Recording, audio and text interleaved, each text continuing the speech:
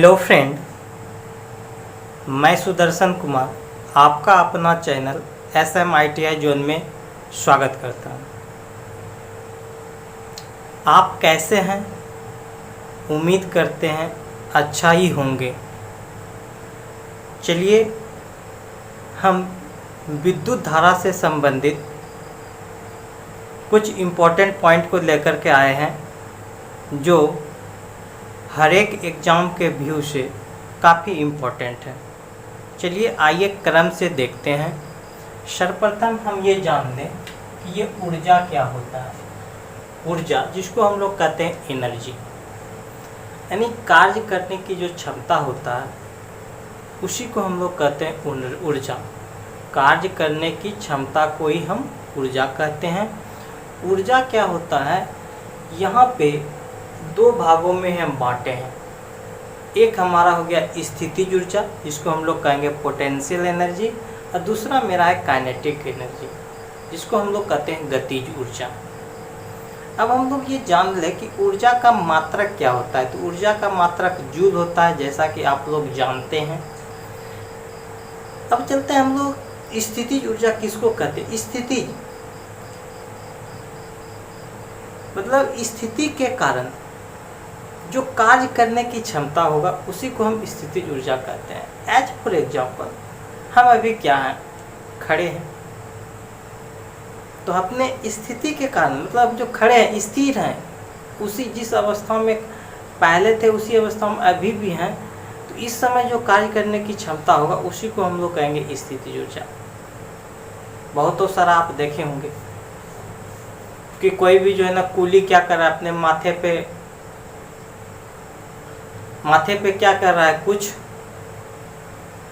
सामान लेकर के खड़ा है, तो उसकी स्थिति के कारण जो कार्य करने की क्षमता हो गया उसी को स्थितिज ऊर्जा कहते हैं। तो स्थितिज ऊर्जा को हम लोग P से डिनोट करते हैं और इसका सूत्र होता है mgh।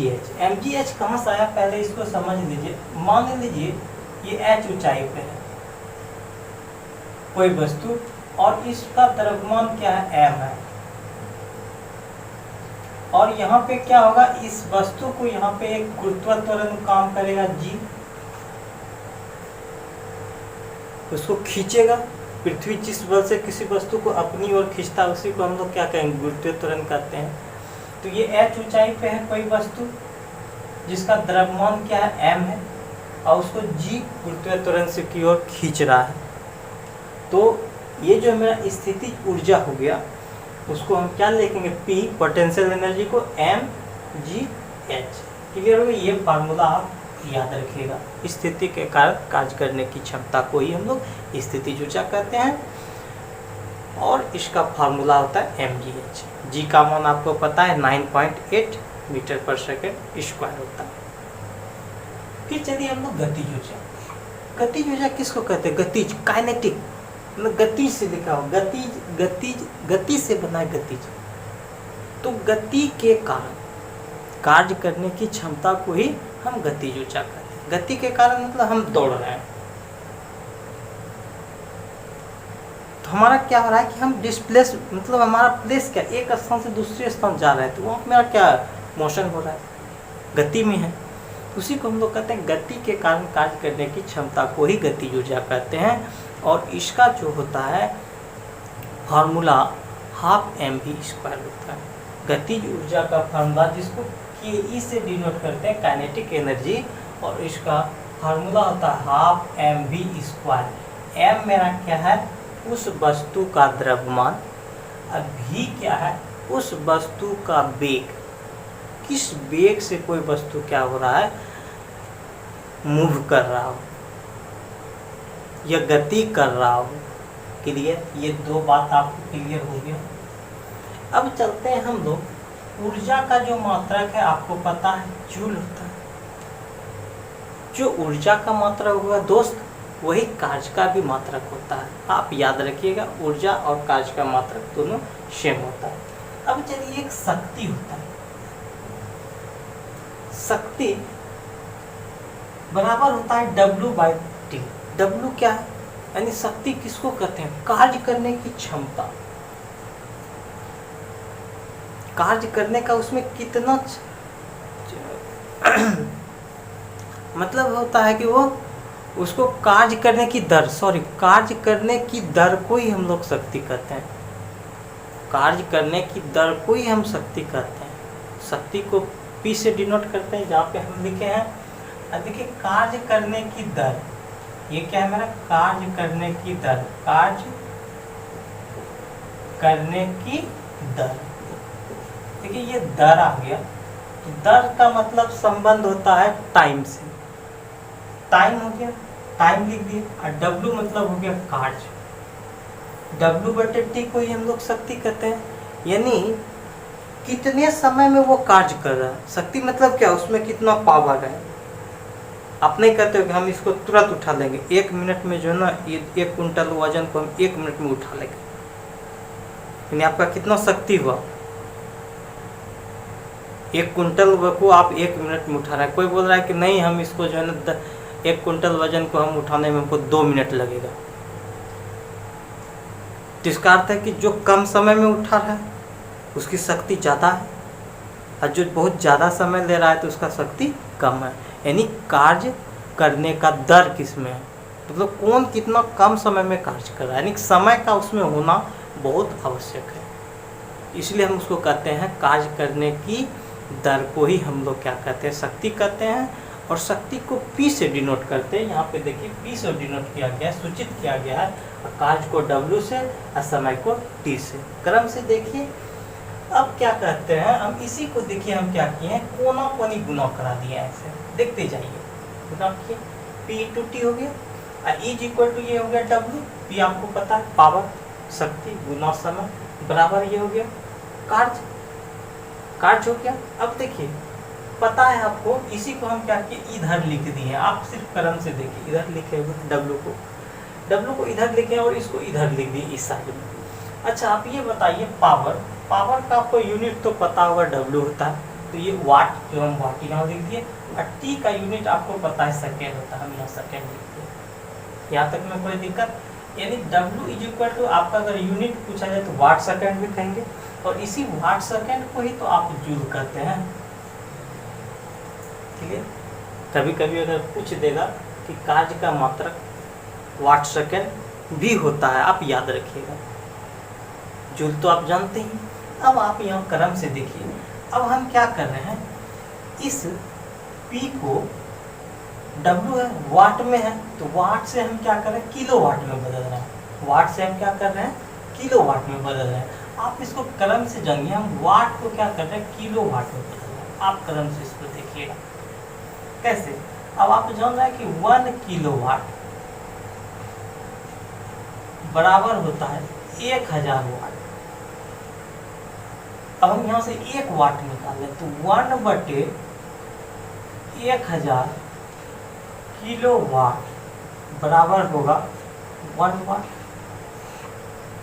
यहाँ तक तो समझ में आ रहा है। तो हमने देखिए यहाँ क्या किया, इस वाट को हम बदल रहे हैं किलोवाट, तो इस वाट के जगह पे हम रख देंगे 1/1000, अब गुना किलोवाट हो गया ये।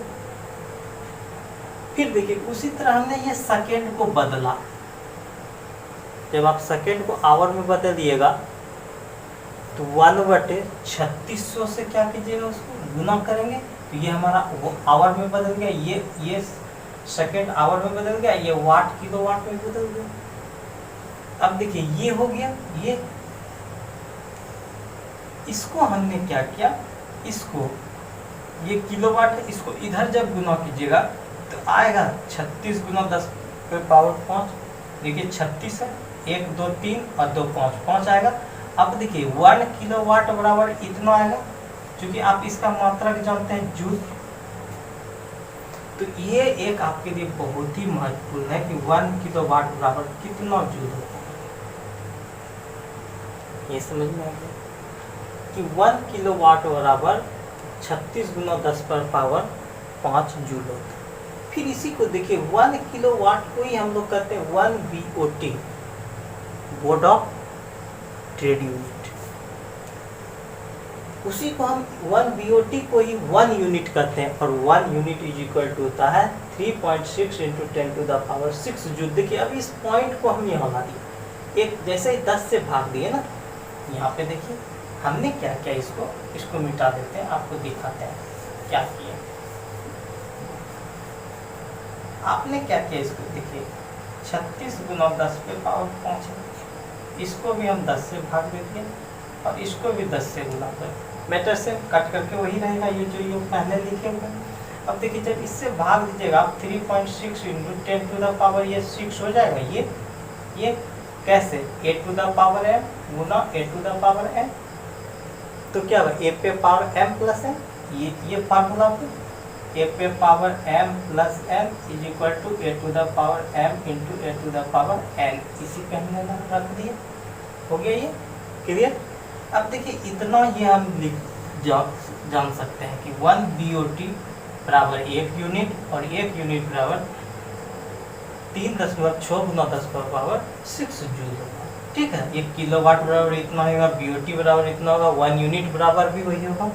अब देखिए अब इसी को हम 3.6 इंटू 10⁻6 है, 10⁻6 को हम कहते हैं मेगा, इसीलिए हम कह सकते हैं 1 BOT बराबर क्या होता है 3.6 मेगा, इसको हम मेगा कहते हैं। क्लियर। अब चलते हैं कि ये देखिए ऊर्जा का व्यापारिक मात्रक है, ये कॉमर्शियल यूनिट है, याद रखिएगा किलोवाट आवर। जो हमारे घरों में किस प्रकार का यूनिट उपयोग करते हैं, नहीं बोलते हो कि हमारा बिजली बिल 10 यूनिट आ गया, 5 यूनिट आ गया, 6 यूनिट आ गया, तो वो मेरा क्या है व्यापारिक स्तर पे किलोवाट आवर को ही हम लोग क्या करते हैं, उसका यूनिट हो गया, घरेलू यूनिट। क्लियर, समझ गए आप लोग। अब आगे चलते हैं हम 1 HP इज इक्वल टू कितना होता है 1 HP बराबर, HP मतलब हॉर्स पावर, 1 हॉर्स बराबर होता है, ये आप याद रखेंगे 735.5 न्यूटन मीटर पर सेकेंड। 1 HP बराबर, ये तो अक्सर आप लोग जानते हैं, 1 HP बराबर 746 वाट होता है, ये तो सबको पता है, लेकिन उसको आप याद रखिएगा ऊपर वाला ब्रिटिश और मैट्रिक सिस्टम में आता है, तो वही दोनों ब्रिटिश है, कोई एक ब्रिटिश है दूसरा एक मैट्रिक्स है। अब चलिए 1 जूल बराबर, देखिए कितना लिखे हुए 1 जूल बराबर 10 पे पावर -7 अर्ग होता है। कितना होता है 1 जूल बराबर 10 टू द पावर -7 अर्ग। क्लियर। अब चलिए 1 HP में कितना होता है, देखिए गौर कीजिएगा, 1 HP में 75 मीटर केजी पर सेकेंड, ये याद रखिएगा। देखिए यहाँ पे 75 मीटर केजी पर सेकेंड है, यही हम क्या किए केजी मीटर को जब हम बदले तो इसको 9.81 से क्या किए इंटू किए, तो जब ये इसको इंटू आप कीजिएगा गुना कीजिएगा तो यही आपका आ जाता है 735.5 मीटर। इसको याद रखना है आपको कि 1 HP बराबर 75 मीटर केजी पर सेकेंड होता है। अब चलिए ये मोस्ट इम्पोर्टेंट टर्म को जानते हैं, चालकता क्या होती है, जिसको हम लोग कहते हैं कंडक्टेंस। चालकता आखिर हम कहते किसको, आपको ले चलते हैं कि विद्युत धारा में प्रतिरोध तो नाम आप लोग अक्सर सुने होंगे। प्रतिरोध का क्या काम है, धारा को बहने से रोकेगा।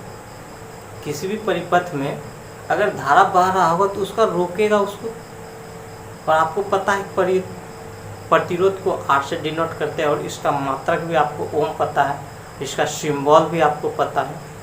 तो देखेंगे कि परिपथ में प्रतिरोध धारा को रोकता है, उसी प्रकार कंडक्टेंस क्या करता है, वो धारा को बहने देता है। इसका उल्टा, अगर कोई रोक रहा है दूसरा क्या करेगा, उसको जाने देगा। उसका उल्टा ये नहीं होगा हम आपको रोक रहे हैं और कहेंगे हमारा उल्टा आप काम क्या करेंगे, हम कहेंगे ये काम मत करो जी, हमारा उल्टा कीजिएगा, तो मतलब इसको काम करने दो। यानी उसमें क्या होगा कि वो चालकता क्या करता है कि धारा को सुगमता पूर्वक बहने में प्रदान करता है।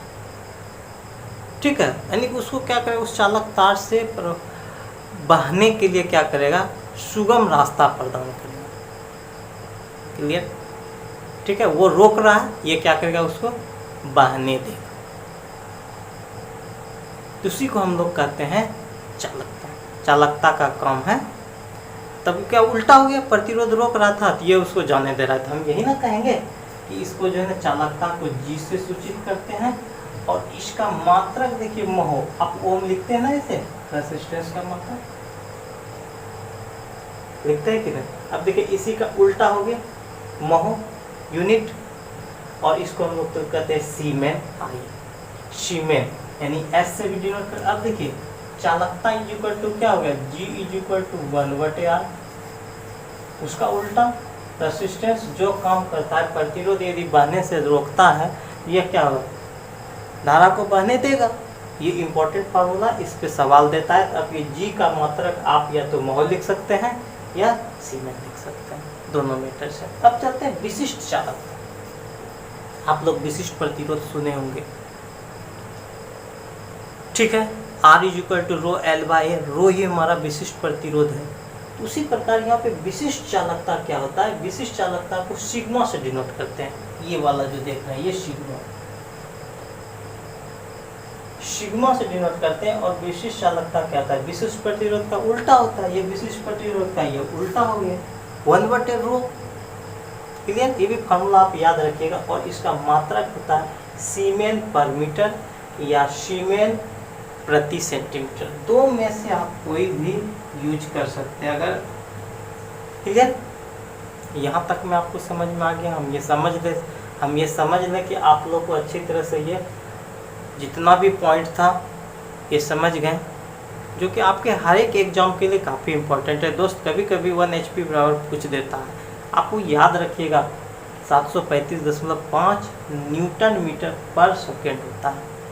ये आप याद रखेंगे। वो 735.5 कैसे हुआ, तो यहाँ से आप जानिए 1 HP बराबर 75 मीटर kg पर सेकेंड। और जब इसी को हम क्या कर दिए, बदले 75 × 9.81 न्यूटन मीटर पर सेकेंड, जब आप इसको गुना कीजिएगा तब वो आता है 735.5।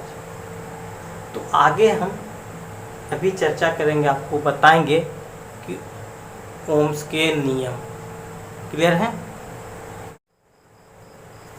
चलिए ओम के नियम को देखते हैं कि ओम का नियम क्या है। ओम हमारे क्या थे, एक साइंटिस्ट थे, वैज्ञानिक थे, जिन्होंने क्या किया था, धारा, विभव और प्रतिरोध में एक क्या संबंध बताया था। किसके किसके बीच में, धारा हो गया जिसको हम लोग I से सूचित करते हैं, फिर हो गया आपका विभव जिसको हम V से डिनोट करते हैं, और प्रतिरोध जिसको हम R से डिनोट करते हैं। इसमें इन्होंने एक क्या दिया था, इसके बीच में एक संबंध स्थापित किया था। इसी को ही हम लोग ओम्स का नियम कहते हैं। क्लियर? ये ओम का नियम आप DC परिपथ में भी कर सकते हैं और AC में भी करते हैं।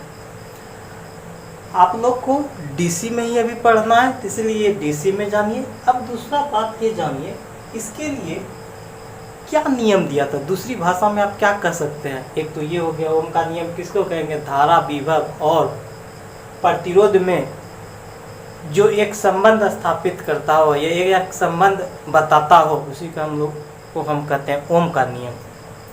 तीनों में कोई एक संबंध होगा जिसको हमने ओम्स का नियम कह दिया। दूसरी भाषा में कोई बोलेगा कि आप क्या करते हैं, यहाँ पे टेम्परेचर को यानी तापमान को नियत रखते हुए और बहुत सारे क्या है भौतिक कंडीशन को स्थिर रखते हुए, जब धारा विभव के समानुपाती हो तो आप इसको कहते हैं ओम्स का नियम। यानी मुख्य रूप से आप ये दूसरी भाषा में ये कहते हैं कि V क्या होता है, डायरेक्टली सीधा समानुपाती होता है करंट यानी आप यही कहते हैं कि विभव सीधा समानुपाती होता है धारा का। यही तक कहते हैं। कब? जब आप में मेरा ये कंडीशन है कि जहां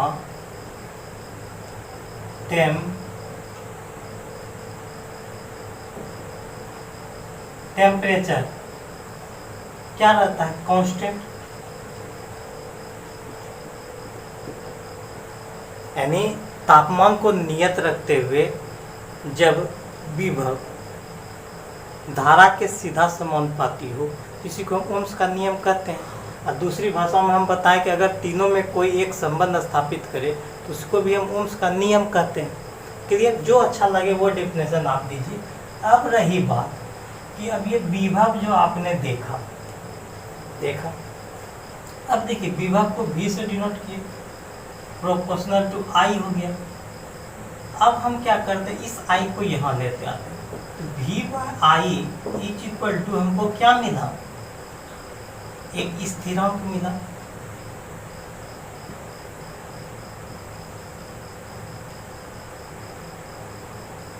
तो आप याद रखिएगा, किसी भी डीसी परिपथ में, कोई भी डीसी परिपथ में V/I का रेशियो, V/I का अनुपात क्या होता है? एक स्थिरांक होता है VV/I।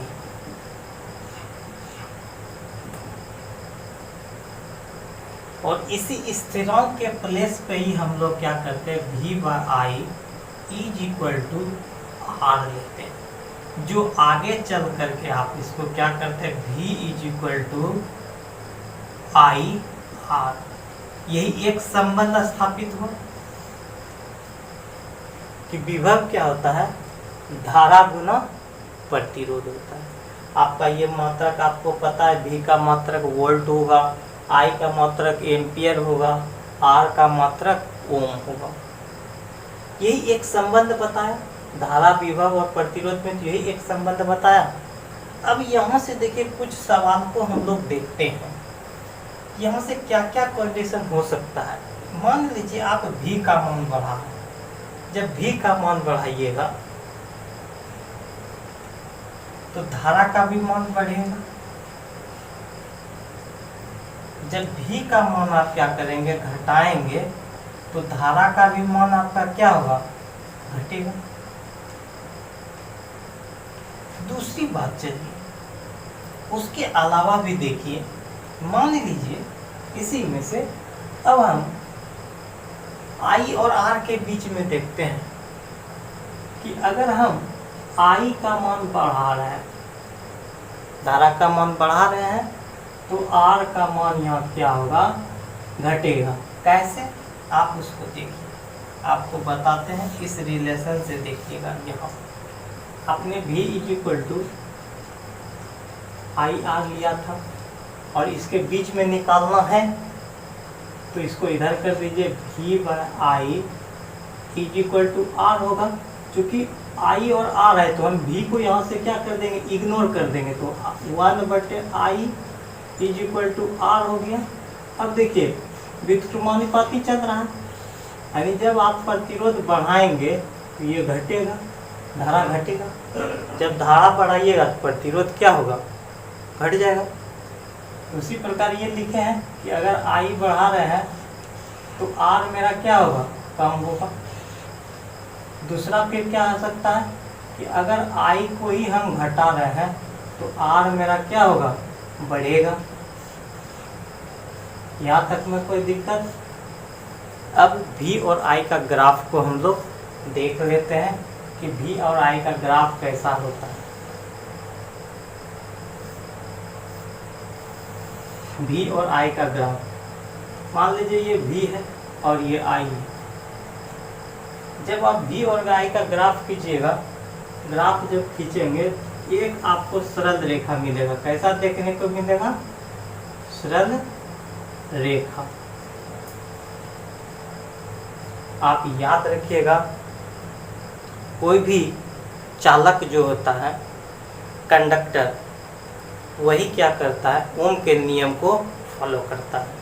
अनुसरण करता है, ना तो कोई अर्धचालक फॉलो करेगा, ठीक है, ओम के नियम को, और ना ही कोई, मान लीजिए आप या कोई अति ले सकते हैं, विद्युत विलयन को ले लीजिए, ये भी आपका ओम्स के नियम को फॉलो नहीं करता है। यानी ओमिक लॉ क्या करेगा, यानी जो ओम के नियम को फॉलो करता है उसको ओमिक लॉ कहते हैं। तो कोई भी चालक ओम के नियम को फॉलो करता है, जबकि अर्धचालक ओम के नियम को फॉलो नहीं करता। आप ये हमेशा याद रखिएगा, ओम के नियम डीसी परिपथ में लागू होगा, कोई भी चालक में लागू होगा, जबकि कोई भी आपका अर्धचालक में, जैसे आपका डायोड हो गया, ये सब में फॉलो नहीं होगा ओम का नियम। तो यदि आप लोगों को वीडियो अच्छा लगा तो आप लोग लाइक तथा अपने दोस्तों में शेयर करें। अगर कोई नए विद्यार्थी इस वीडियो को देख रहा हो और यदि उसे पसंद आया हो तो वो भी सब्सक्राइब करें, शेयर करें, और वीडियो कैसा लगा आप कमेंट बॉक्स में कमेंट करें। Thank you.